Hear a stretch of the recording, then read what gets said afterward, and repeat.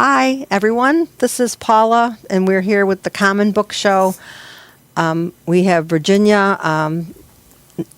There she is, remotely. We have Richard. We have Tasha. We have James, and my son Tom on drums.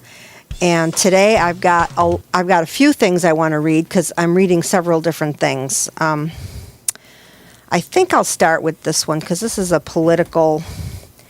this is that Dr. Hudson's Secret Journal that I picked up after reading about it someplace. It's from like the World War I era. It's an actual journal of somebody that was published. And he was writing about World War I. Okay. Now, for all the viewers and for you two, this guy writes all his thoughts in a journal without intending anyone to ever read it. And then after he dies, someone finds it and publishes it. Yeah, it was actually, he did think somebody, but he didn't publish it himself while he was alive. I don't know who he thought was going to publish it, but somebody found it and published it. But he was writing it as something that he wanted people to read. So this is, he's writing about, this is during World War I, when the United States was still not involved in the war. And the people were becoming very, they had a lot of, they were waving the flag, and everybody was like very, they started pulling back on the consumption of goods and stuff like that. And this is something that he wrote that I thought was really interesting in light of what's going on now. It says, perhaps it has not been such a bad thing for us to have had a stiff, dictatorial, militarized government after so long an experience of an easygoing democracy. Of course, the thing is a novelty now, amply justified by an emergency. We might fret under it if it were permanent. We might even fret under it now if we feared it might become permanent. And it might easily become permanent, I think. The federal government has discovered how simply and promptly it can get whatever it wants. The states have largely waived their accustomed rights to exercise their individual prerogatives, willing to conform to orders from the top for the sake of expediency. Today, if the national government resolves upon some drastic action at 10 o'clock, it publishes the decree at 11, and by noon the thing is in full operation in high gear. This naturally pleases the government, whose power is now concentrated, and it must be of immense gratification to be able to shout an order to 100 million people and hear, "Aye, aye, sir." I surmise that the federal government will be very reluctant to hand this privilege back to the states after the present emergency is over. I do not pretend to know very much about the philosophy of history. I am not sure that anyone knows much about it, judging from the wide divergence of expert opinion on the subject. But I think it is generally agreed that democracy is not a hardy perennial. Even a temporary compromise of democracy endangers its life. It wouldn't surprise me when the war is ended that we never fully recover the liberties we have given up. Whether it would be a good thing to have a permanent concentration of power in the national capital would depend, of course, upon the manner in which such power was exercised. If the leadership was wise and just, you might get better government than was had under the old system. There is something to be said for a benevolent despotism. The trouble is to find your benevolent despot. World War I. I mean, it just smacks of what's going on today, you know, and it must be cyclical. I mean, I don't know that much. Reading something from the time itself, I find fascinating because you can read something that a writer writes about the time, but do they really have a strong understanding of what was actually happening while it was happening? And just as a journal entry, I think that was a very interesting way of looking at I guess we were already involved in the war. But, people were saying stupid things like, this is the war to end all wars. And from now on, there's going to be peace and love and no more race problems because everybody's going to be, I know, hearty belly laugh. Everyone's going to get along after this happens. And it was like ridiculous nonsense speak. Well, you know what struck me about that journal entry was the emotion behind those words. There was a lot of emotion in those words, and that's what's happening today. There's a lot of emotion on both sides of this dividing line that seems to be present in this country. So it was very interesting to note that. Yeah, at least I thought so. I'm really glad that I bought. I had to get. It's been out of print for a long time. I had to buy it online, and it wasn't very expensive, but it's fallen apart. But I'm glad I did get it because I'm really enjoying it. It's something that is adding to my knowledge of that particular period in time in history. What it was like to get ready for a big war like that, and what. People, the zealots on one side who want to fight, and then there's, you don't think about people protesting against the war in World War I and World War II, but they did. Mm-hmm. They were just silenced. So. Yeah. Well, they're silenced today too, but they're using other means to silence them. They're using violence to silence them. Yeah. When we look at the college campuses and when the raw footage that I've seen, I saw peaceful protesters being violently removed. Yeah, there was a lot of that. I saw it too. And it's very revealing when a newscast will say there were protests at Berkeley, mm-hmm. And they report on violence that took place during the protests. They don't talk about what the protesters were endorsing. Mm. Or they'll say, the students have made demands on the administration. They don't say what the demands are. Yeah, they don't say what the demands it's are. It's mostly divestiture of their... I'd like to see a list of the demands. Yeah, I would too. The media has the tendency of doing that very often. When there was protests in Albany, right before the pandemic, nobody listed the demands that were being made. Not one media outlet. Yeah, that's interesting. And we see the world through media. Mm-hmm. Isn't that something? I know we do, and it's funny. Today, as I was at my daughter's house, it was my granddaughter's birthday, and I was kind of sequestered in the kitchen with my son-in-law's parents, who are right-wing. Mm-hmm. And they were talking about every time you turn on the news, that's all you see is disaster after disaster after disaster. And I said, you can turn off the news. Right. know. And then they were talking about all these immigrants. They're just sitting around doing nothing, collecting money and I said, and in order to work, an immigrant has to have work papers. I said, there's things that are going on now where I wouldn't even say Biden because then it would start into a whole new thing. I said, where they're trying to get people work papers sooner, to get them on board so that they can work, because we are lacking people to work in so many jobs here. And they didn't want to hear that either. So I made a... Well, it amazes me how people use the word immigrant and illegal aliens and whatever, when the majority of the people presenting themselves at our border are asylum seekers, right? Which is a whole different category. It is, with a whole different rules, and a whole different whatever. That's and consequences. And it's been my experience when I've been in these conversations with people, and I correct them, I'm met with hostility. Yeah, well, that's what I was at a birthday and I'm party. told I'm wrong. Yeah, I was at a birthday party at my daughter's. I certainly wasn't,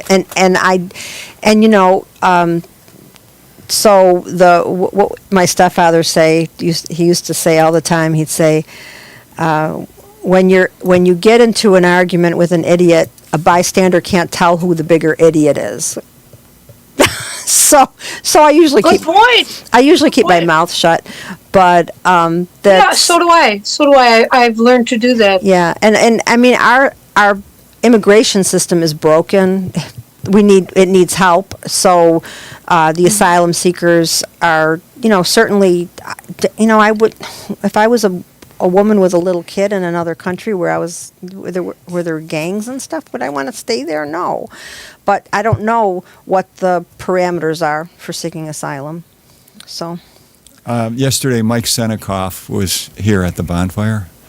He's a person who has a healthy, a abundant intake of right-wing media like Fox News. So it shapes the way he views the world. And he likes to bring up the whole immigrant thing. And what he likes to do is he likes to give specific examples of, in New York City, a woman was raped by an illegal immigrant.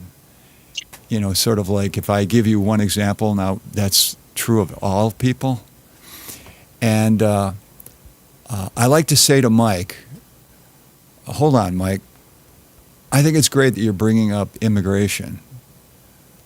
Let's talk about why people immigrate in the first place. So let's talk about like Venezuela. Why are people coming here from Venezuela? And I'll explain to him that the United States is a blockade on Venezuela, and they have frozen their bank accounts in the United States. Mm-hmm. And so Venezuela right now is struggling to get by. Mm-hmm. So there's a lot of poverty in Venezuela. And he'll say, yeah. And then there was a thing in Buffalo at a Holiday Inn with an immigrant. He can't process things that I say to him. Well, because there is a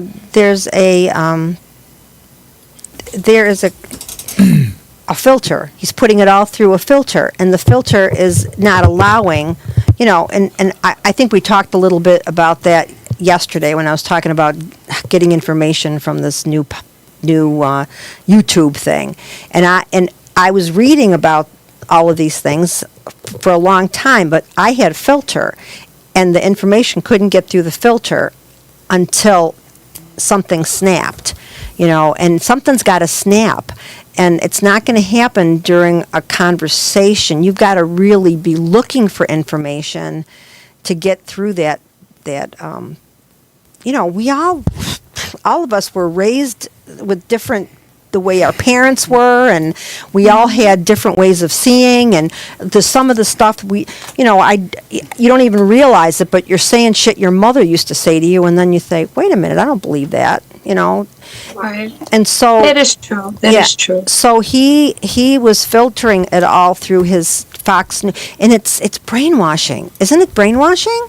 Well, the thing about Fox News, this is what I like to bring to people's attention if I'm having a private conversation at a social gathering or whatever. I just don't engage in these conversations. I just choose not to because they're too emotional. But Fox News admitted in a court of law that they're not a news station, that they are for entertainment purposes only. Well, that's so funny you should say that because the guy that I was talking to at my daughter's house, he said, it's a thank God they got so many stations now that you can go and you can find what you want to hear. And he said before there were only three stations. No, there were only 3 stations before, and I said yes. And when there were 3 stations, you would hear the news. Now what you're listening to is opinion. I said, all of the stuff you listen to on any of those cable news stations, even the left-wing ones, it's all opinion.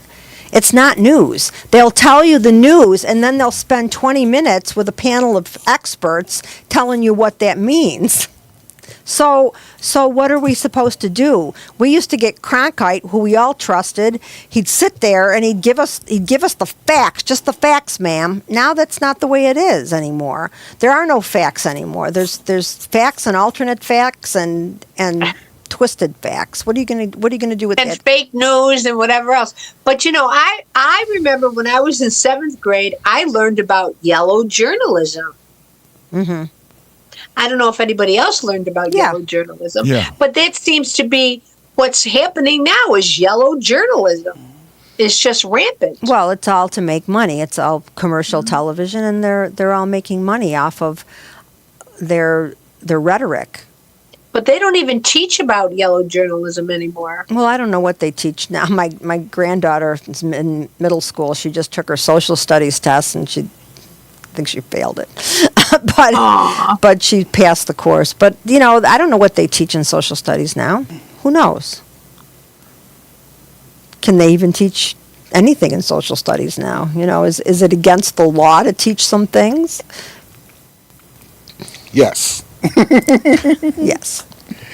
But we can talk about alternate forms of pleasuring yourself, and we can have drag queen story time. You can't have any of that in this. You go down south. You know what? I have. Well,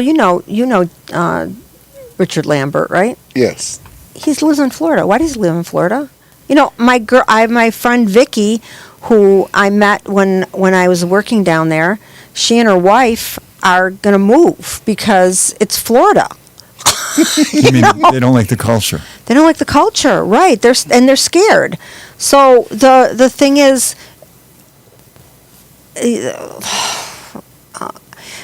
are we going to have a civil war?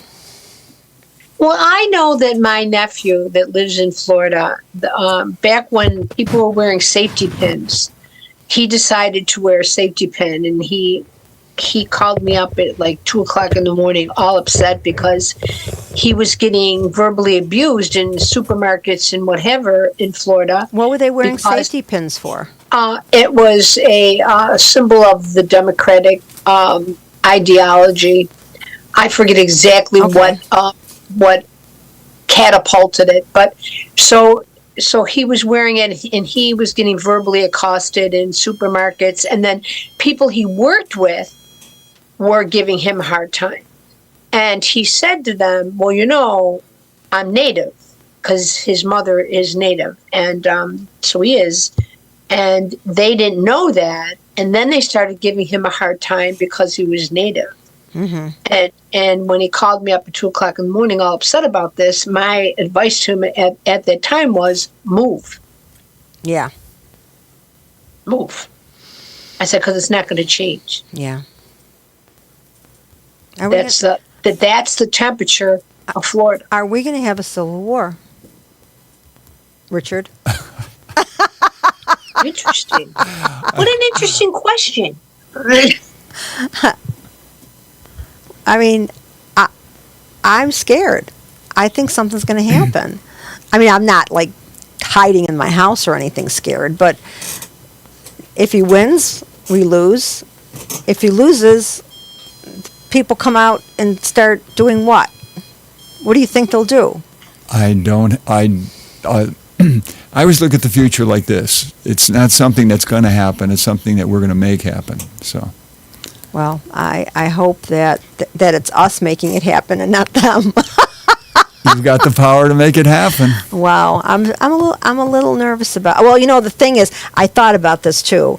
If he is reelected, he will pardon everyone that was involved in January 6th. Mm-hmm. If he's not reelected, all those people will stay in jail, and it might be more difficult for people to convince themselves to do another thing like that. Hello? Oh. Yeah, so anyway, Richard, what's on your list? We've already gone 20 minutes and we haven't talked about your list yet. What do you got? I'm still thinking about what our friend Sanford, who teaches history, he had to proctor an exam, and then he had to read all the essays that the students wrote. Oh, okay. And the rule in the exam room is, I didn't know they had rules like this. State law says that this is an hour-and-a-half exam. Period. If you finish all the questions in an hour, you got to sit there for a half hour. Yes. And what the state does is they give you note paper so that you can jot an outline, you can make little notes to yourself, like okay, I'm gonna talk about the causes of why the Roman Empire fell. Got to remember to put this point. Then you write your essay. Well, what students have been doing is they've been using the note paper for that. But if they have time left over, some of the students write. They write stream of consciousness on this note paper, and of course everything gets turned in. Everything does get turned in, so Yeah. everybody's reading. So you're reading all of it. So he's reading this student's stream of consciousness, and he is floored by what she wrote. Of course, this isn't part of the test. This isn't part of anything. This is just her killing time by jotting notes. Listen to what she wrote. She's 15 or 16? I don't know. Yeah, I thought she said 15. Okay.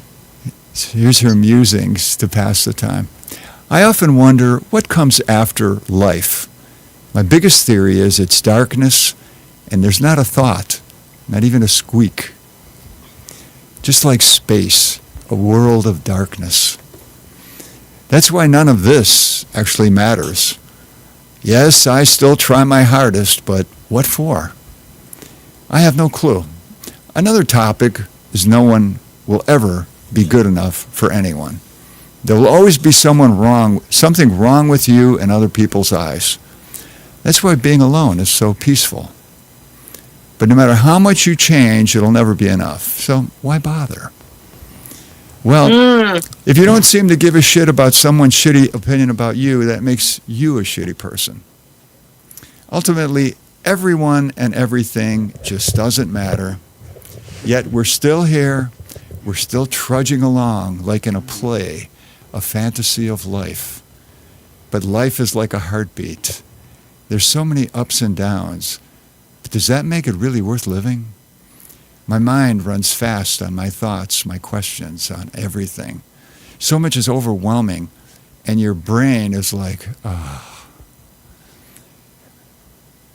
But it's in a funny, confusing way.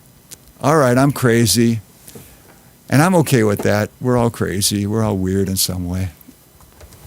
Now, if you read that, do you admire that if you're a teacher? Because Sanford admired it, and he shared it with the other people who were grading exams. And his fellow teacher said, we got to report that to the principal. Report it to the principal. Yes. Teachers Because are if something happens, right. if there's a suicide, we don't want to be Teachers are implicated. mandated. Oh my God! No, there was nothing suicidal Virginia, in there. I agree, Ginger. Teachers are mandatory reporters. They have to, and there was enough mention of it's not life is meaningless. Life is there was enough mentions of that if they didn't report that and that kid ended up committing suicide, those teachers would have been really in trouble. As a mandatory reporter, you have to report anything that you find suspicious. And I mean, I know, and the thing is, a 15-year-old does not think like a 25-year-old. A 15-year-old is different. They don't have their impulsive mind is not connected the same way to their reasoning mind. So if you're having these dark thoughts at that age, you may not consider the consequences of doing something stupid. How dare you be I didn't existential? I didn't think it was dark. I thought it was deep. And insightful. Which is It's all of those. insightful. Yes, it's all of those Right. things. Yeah, it's all of those things. Except it's also there's also a hint that this person is having real trouble in their life. They're thinking in a negative way. And hi Joel. What do you think? Hey, there's Joel. Oh, he didn't get to hear it. Oh, well, we'll have to. No, I did. Oh. I did. I'm at a coffee shop, Oh. and there's background music, so I wanted to Oh, kind of okay. mute. But I think that's human. I think that there are no there are no indicators of suicidal ideation. It should not be reported to anyone other than, this is an exploration of who am I, what am I doing here? And it's a young person It's a 15-year-old. It's a 15. growing into themselves. Yeah, growing into it themselves. seems to be a broken 15-year-old. No. I mean, Paula, okay. Yeah, I have the opinion that teachers or teaching is the new Stalinism. Now, let me explain that. Yeah. Suppose this was 1935, and that student was in the Soviet Union, Okay. and that student wrote that. Suppose a teacher read that and said, I don't know, this person might be a threat to the party. But we're talking This about could be a threat. veiled way of saying she doesn't like the current social order. But we're talking about a threat to herself, not a threat to anyone on the outside. She was just questioning life, which Yeah, which is normal I for anyone don't to do. agree with that. As a troubled teenager myself, who had several suicide attempts, I heard desperation and hopelessness in that. So this is the reason I compare it with the Stalinism. So in the Soviet Union, they would say, we have to bring this student to the attention of the party because the student may need re-education.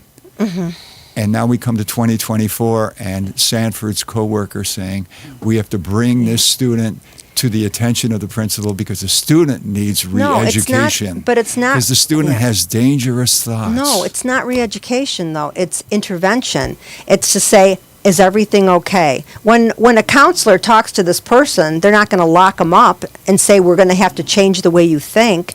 They're going to sit down with them and say, how's everything at home? How have you been feeling? Is there any problems you'd like to talk about? That's what a counselor does. A counselor doesn't say, you're thinking wrong. There is no thinking wrong. Here's what I'll say to that is very early on in life, I just learned to keep my mouth shut because I did get locked up in a mental ward one time and it wasn't enjoyable. No, because it never would be. because I was honest. And what I really honestly learned is don't talk to anybody.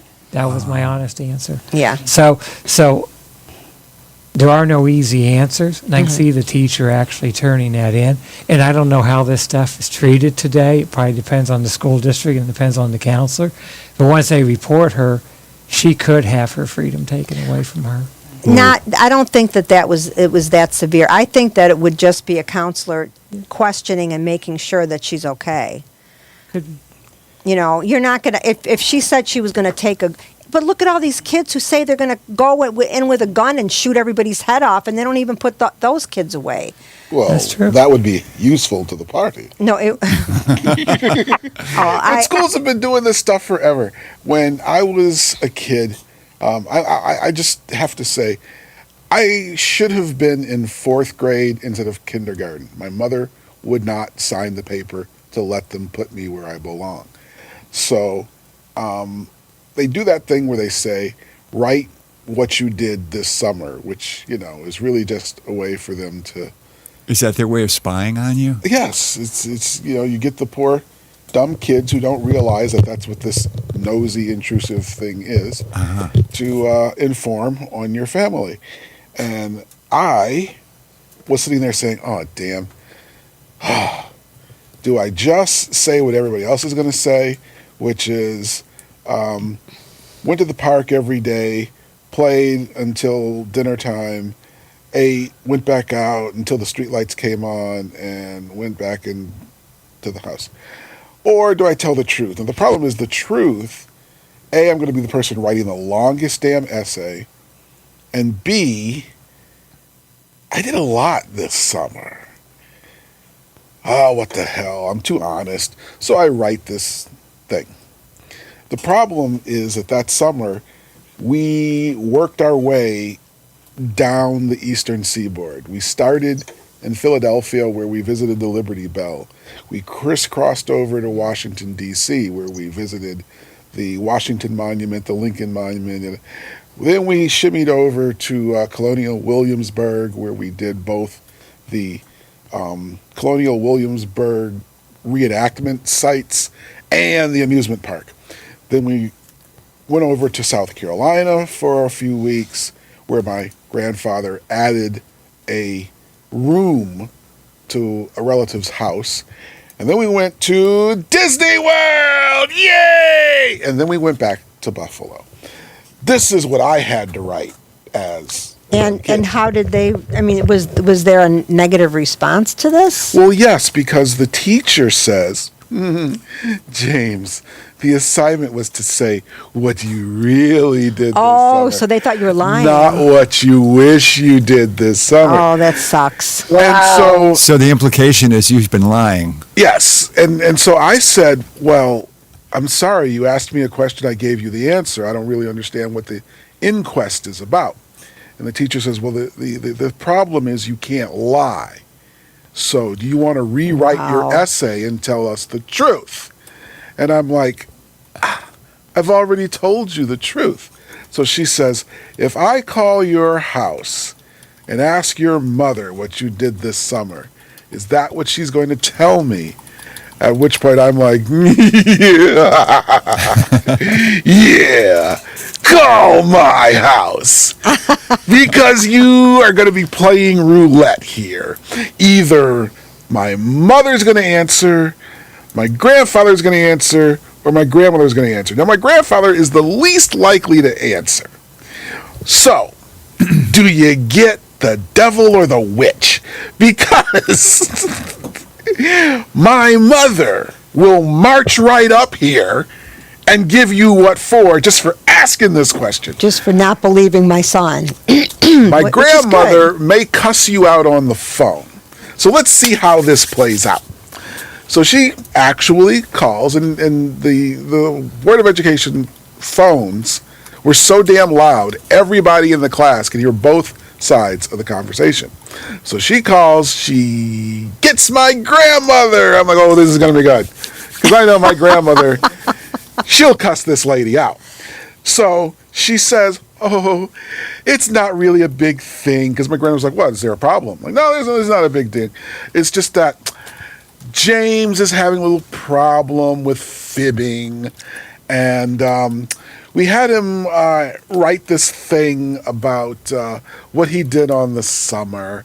And my grandmother was like, well, what did he say? And she says, well, he said that you saw the Liberty Bell and the Washington Monument and you went to Disney World. I mean, just all kinds of crazy things.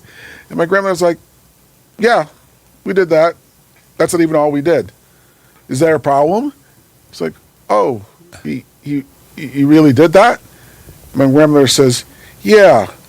What did you do on your summer?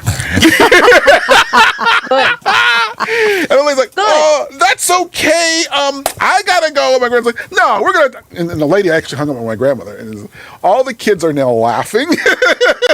And I'm just like, yeah, what did you do on your summer, lady? Now, what I didn't know is that my grandmother told my mother, who did march up to the school and give the principal and the teacher what for. That was very supportive of you. I'm so happy that you had that kind of childhood. I don't know it was so much supportive of me as much as it was they were insulted at the inference. Well, yeah, that you As lied. they should be. If the nun had told my mother that I lied, she wouldn't have questioned it. I would have gone home and she would have beat the shit out of me. That's the way it worked in my house. Mm-hmm. So your house was a healthy house. Congratulations. Okay. On behalf of my mom and grandma, I'll accept that. Mm-hmm. So, is Joel still with us? Yeah, Tom? Joel. He's left. Gone? Oh yeah, he was at a coffee shop. Maybe He was there at a too coffee much, shop. There was too much noise. Maybe. Well, I think that educators are ill-equipped to handle these sort of situations where students are lying or not lying or whatever.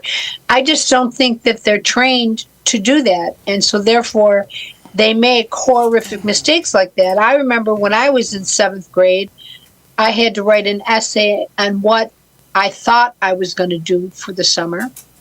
So I wrote the essay. I told the truth, what I thought I was going to do for the summer. And that day I dropped a pencil. And for the remainder of the year, I had to stay after school, supposedly, for dropping the pencil.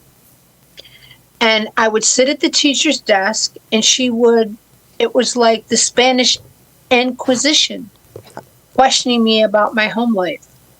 And it was horrific. And maybe her intention was correct, but her delivery was really bad. Yeah. Yeah, well, Was really bad. You're right. And all because, James, I told the truth and what I thought my summer was going to like. and you're right. The teachers are not equipped to do this. They're not trained. When I was in high school, I went to Catholic high school, and there was one counselor, psychiatric counselor, for the entire diocese. Wow. There were more than that kids that needed attention. And so when you got to see this diocesan counselor, you maybe got to see them once.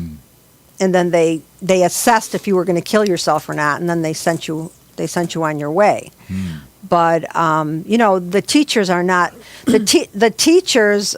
They should look at some behavior problems and understand that those kids are struggling at home. But no, they just say they're bad kids. They're bad kids. We can't have these bad kids around here. We have to have good kids. And they don't make any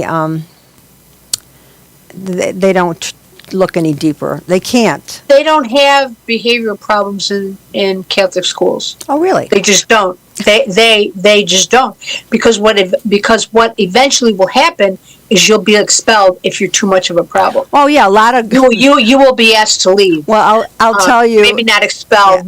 Very nicely. Your parents will come in and they just say, sorry, but this isn't they working tried to out." kick me out a couple times, but the thing is, the girls that got pregnant, because all of the girls, there was misinformation going on because we didn't have sex education, and the girls had started having sex already. And the main thing was, we were told, well, everybody was telling each other, we weren't told by anyone like a teacher, that the only time you can get pregnant is when you have your period. So there were girls getting pregnant left and right, and as soon as they got pregnant, they got kicked out. And they could do their schoolwork at home, but they couldn't come to school pregnant. So we had at least 6 or 7 girls have to leave high school in senior year. 10.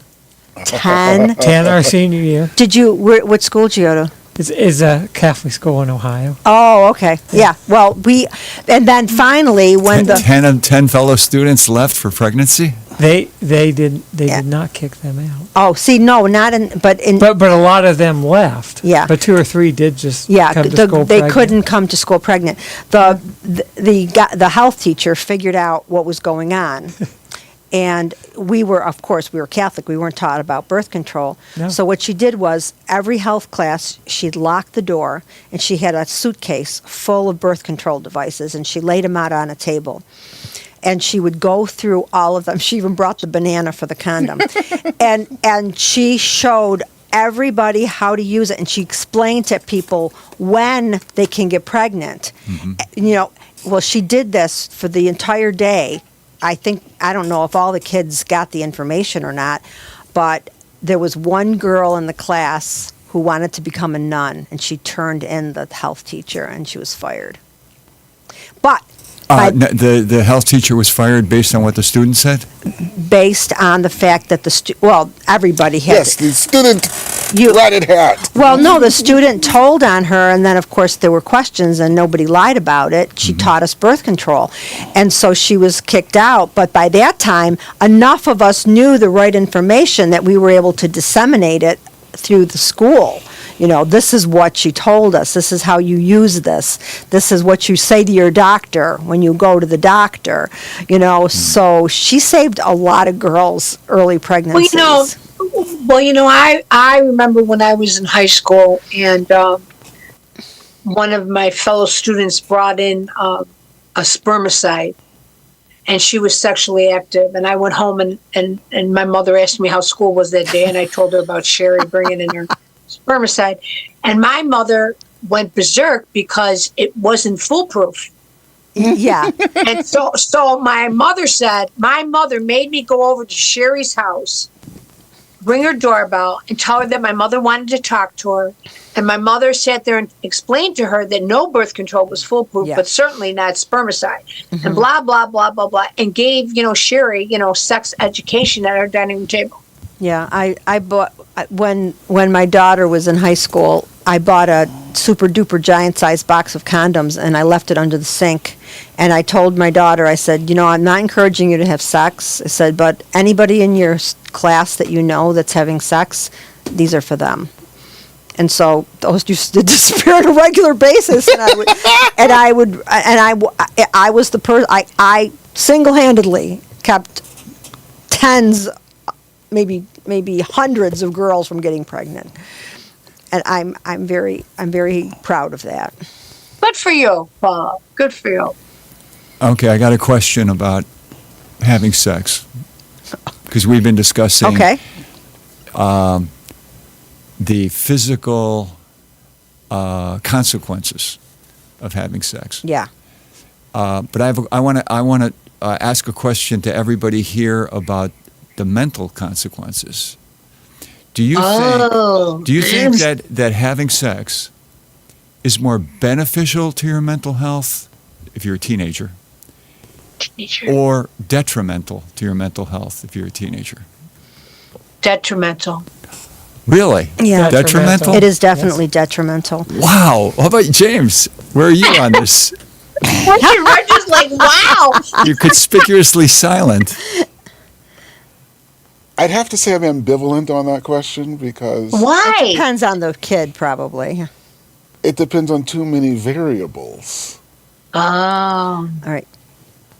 I mean, if you are having sex with somebody that you actually continue on with a serious relationship that ends up being your one and only whatever forever ever, like Jimmy Carter and Rosalind Carter, then I'd say that it's a good thing.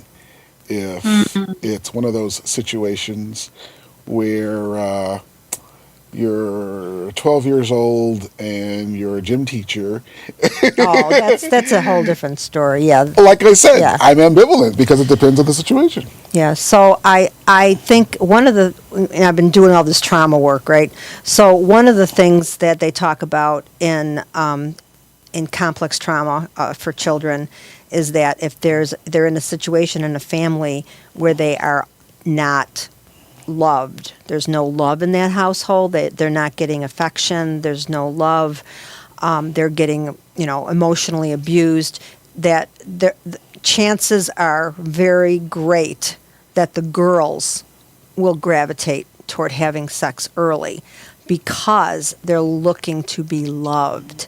And girls are under the assumption at that age that sex equals love, and boys are not necessarily. I hate to say it, at 60, that's a constant battle for me because I still equate sex with love. Well, So guys can fool me very easily. and the thing is, there are men who believe that kind of physical intimacy means love, but especially at our age, it's not the majority because they were not raised in that way. I think the younger people are being raised now to say, okay, the love part, the attachment part comes first, and then the sex part comes. But they're young people. These are teenagers who are learning this from the parents who are people that we'd be old enough to be mothers to. So it's changing gradually, but girls will tend to start having sex at a very young age because they're looking to be loved. They have no love, and there's no affection like that between, like there's hugging, you hug your girlfriend or whatever, but there's no other way to get that except through that affection with sex. And and it can become addictive because of the chemicals that go off in your brain, and you can start having multiple partners because of that. Because you're looking for that high of feeling loved. Has anybody in our group here Bless you. ever been in a conversation with somebody in their life, and the person who you're talking to says, "You know, our friend so and so, they would be a lot healthier if they just got laid." Yeah. Oh my God! All the time. You hear It's that still all to the this time, day. yeah. It's so archaic. Is that good advice? Not if it's just laid. I mean, It might be harmful then. endorphins. Endorphins are released. You can masturbate. That releases endorphins. It's the same thing. I mean, not the same thing, but for years I wasn't dating. You and Greg were my best friends, and I didn't have a sexual partner, and masturbation was a great idea because I didn't have to.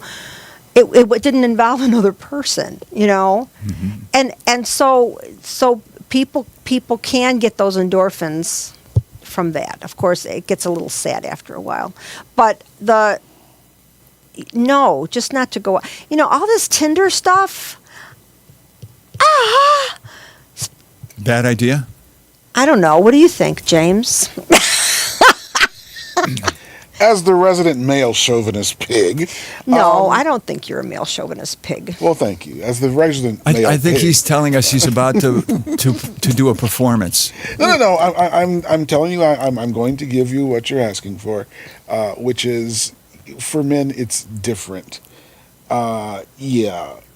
Guys definitely need to get laid on a certain schedule, which is why it is unfortunate if you're a guy who cannot achieve and maintain a relationship, because you can go too far, too long, and there are problems with that. Okay, now I want to mention something to you that came up yesterday. We had a bonfire here, so we had a lot of conversations. Sorry I missed it, by the way. Well, There were a lot of people here. yeah. Yeah, there were a lot of people. So we were talking about, there's a local bar here that burned down, and it had been in existence for decades. It's called the Pink Flamingo. And people have been writing on Facebook their idealized memories of the Pink Flamingo.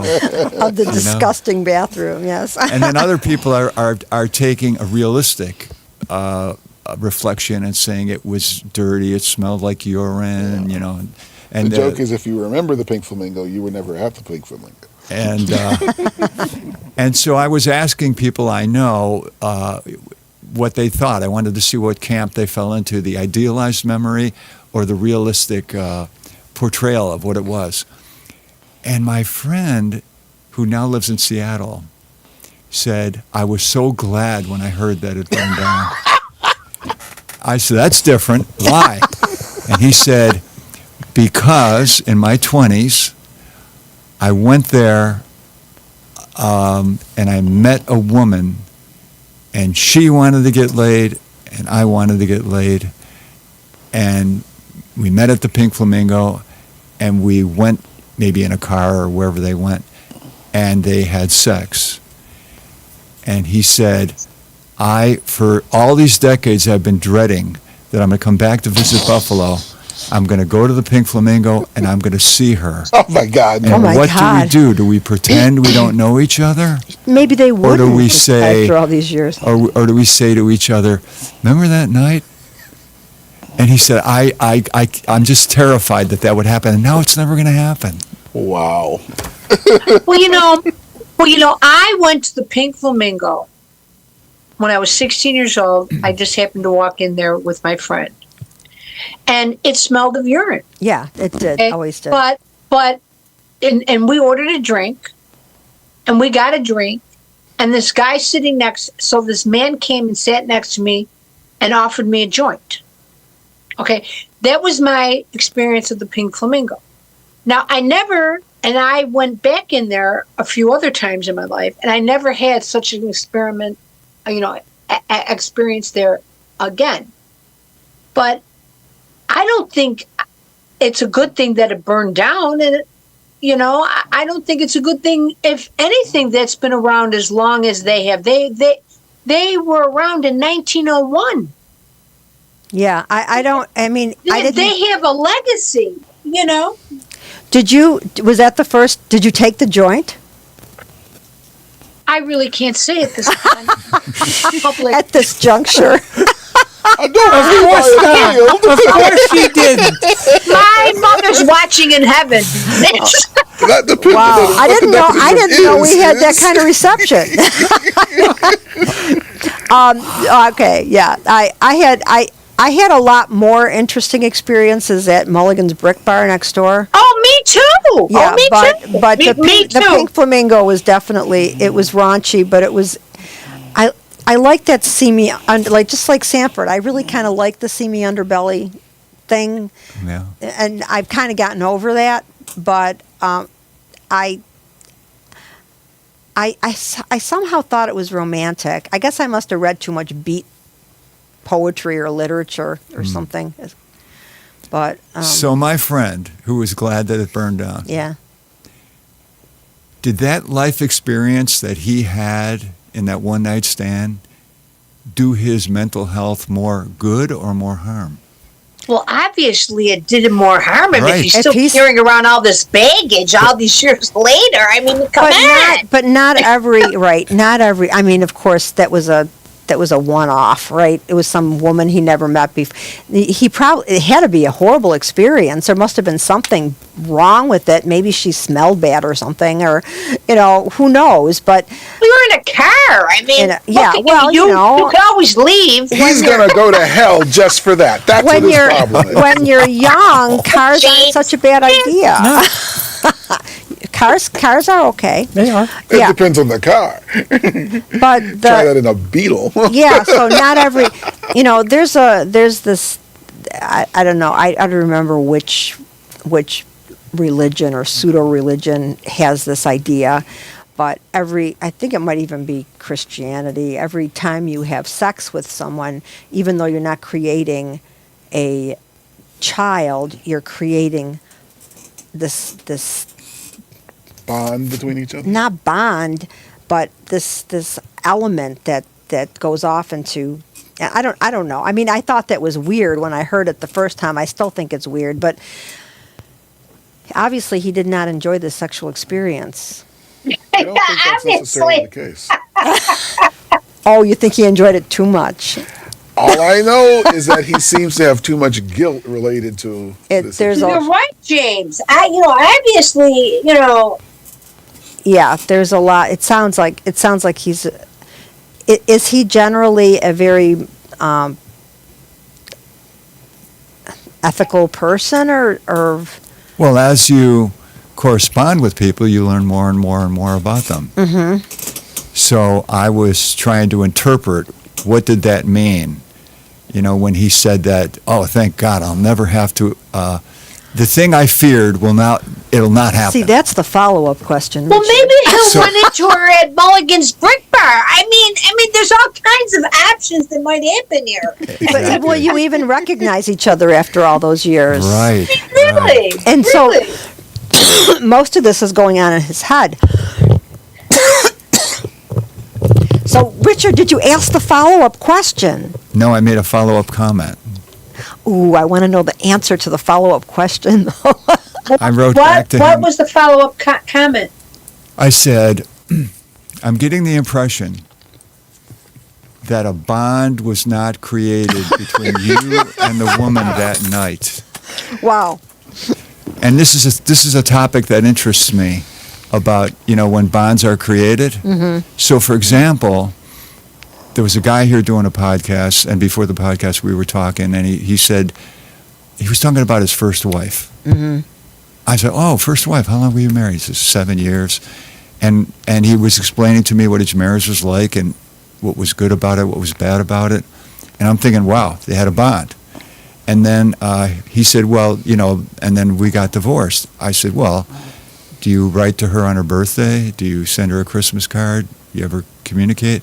And he was puzzled. He said, why would I do that? So, because in his world, no, when you get divorced, it's over.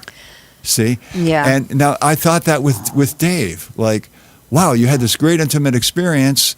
You had an opportunity to create a bond with this person, but you didn't. You were like my friend who said, why would I do that? Yeah. Yeah. Well, Well, keep in mind, in today's world, he could get a restraining order for sending her a birthday or a Christmas present. that is a That could very well happen. I know it could, but it's a very small percentage. It is not small. I mean, It is not the overwhelming majority. It is not 50.001%, but it is not small. Well, wait a second. Are you saying that he could be brought before a judge? Yes. And are you saying that the prosecuting attorney would say, Your Honor, this individual needs to be whatever the penalty restrained, is yeah. because he had the audacity to send my client a Christmas card? Harassment. I mean, if you were the judge, wouldn't you? Whatever You think the that woman, there are judges out there saying, whatever "Yeah, the woman I says. wish you a happy holiday season." That's a horrible No thing to write to judge somebody. would- Exactly. No judge in Erie County would issue a restraining order for somebody sending a card. I say that with the utmost confidence. I say that One too. card. I don't think the I world is disagree that with you. harsh. I think in your mind it is. Yeah, you've got I a very disagree with harsh you. worldview. And then he'll say, because I had lived harsh experiences. I know. That's true. Which gets us to, does my lived experience do anything to your perception? And I know the answer is no. Well, right, because does my lived experience do anything to your perception? Yes, actually. Oh my God in heaven, jeez. Because I have empathy, dear Paula. Oh, I have empathy, but I don't. I think if somebody sent somebody like a card every day and it got It more doesn't and have more to be and every more day. and more. I had the cops at my door because my ex-wife, who claimed she wanted the rest of her belongings, and I said, fine, set something up for someone to come pick the stuff up. And she said, I will. And I left her a message saying, I'm going out of town for 3 weeks. So either you pick this stuff up before I leave, Yeah, or you make a date after I come back. yeah. And I got the police at my door telling me, stop harassing her. What part of this is harassment, sir? Well, you don't know what she said to the police. She may have said he's holding my stuff hostage or something. Yeah, that's a good point, Paula. Yeah, Which gets back to what I've been saying all along. Whatever the woman wants, whatever she says, Let's not that's go there. we only got You're talking about a if a minute. guy. If you're talking about if a guy does something to say "Merry Christmas, Happy Birthday," how is that going to land him in trouble? Because it's whatever she says. If she says he's sending me mail every day, are they going to check, or are they just going to come over and do the Keystone Cop routine? Don't they talk to the guy too and say? They don't care. Yeah, I think your worldview is a little harsh. Because I've lived this shit. I know. When a woman can say that but- she's your fiance but- and you have a baby together and you're kicking her and her baby out in the street and you say, we don't even know each other. I'm not even her Facebook friend. We don't have a baby. I own this house. Well, I think you and have the to- cops don't care. You need to find a book that says how to pick a decent gal. Paula, this has nothing to do with who I pick. This is a random woman who decided to just do a bunch of shit. Yeah. Well, these are not normal women in my worldview. But you're not looking at my point. My point is, here I was, not doing anything, not having anything to do with this woman. And she decided, oh, he looks like he has some stuff. I'd like to steal his stuff. Let me break into his house. Let me stay there because he's out of town for a week. And when he kicks me out of my house, his house, I will call the police and say, we just had a domestic violence situation. Not that I broke into his house. That's some damn bad luck. I'll tell you. I think we got to go, though. Again, it's not luck because the police should actually listen to the guy who says, I don't know this bitch. I agree. On that note, thank you for joining us this evening. We are all here together, and I'm not going to say everyone's name again because it's late. Okay, thanks. Bye.